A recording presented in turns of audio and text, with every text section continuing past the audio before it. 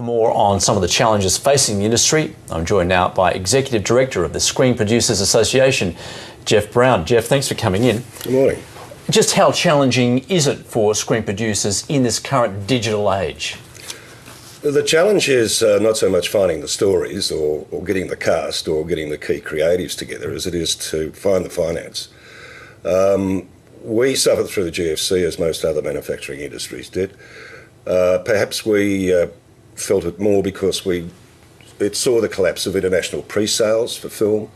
It saw the collapse of our bankers overseas to gap fund film.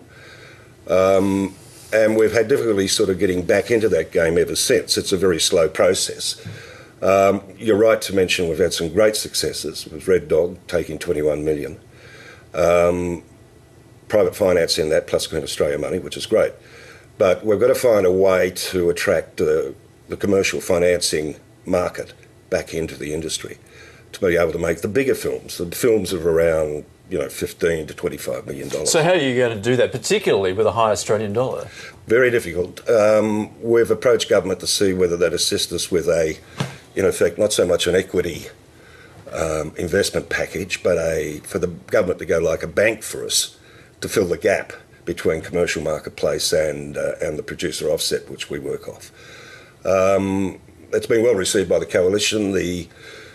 In fact, it's been adopted by the coalition, but the Labor Party is still working through the issues, not to say they're totally negative. But, when you reflect back on the last 12 months with Red Dog, and there's a great film coming up, Stephen Elliott's A Few Best Men, which I think will be a huge hit, probably on the scale of Red Dog.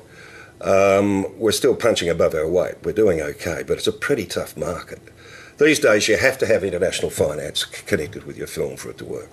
Now, the buzzword is convergence. Yes. You're talking about streaming of the internet and so on onto television, so it'll become one platform, if you like.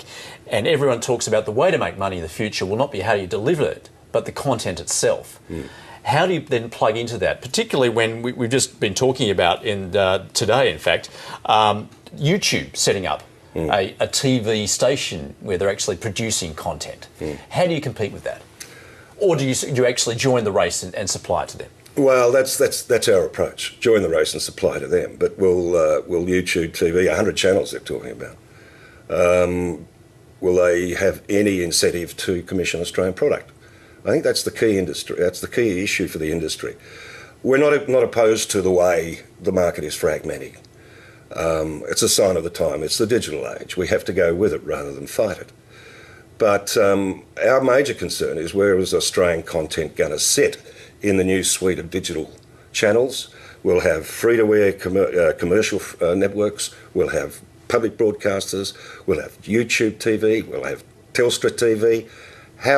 What regulatory framework are we going to have to go forward with that to ensure that we see Australian programs at least? Now, we know there are obligations on the commercial free-to-airs. There aren't any heavy obligation on SBS or ABC, but we look forward to the Convergence Review saying that the ABC, for instance, should be mandated to do the same level of Australian content as the commercials.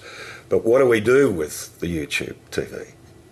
How do we regulate that? Do we put a spend requirement on them, or do we put a certain number of hours have to be Australian? How real is that in this new international environment?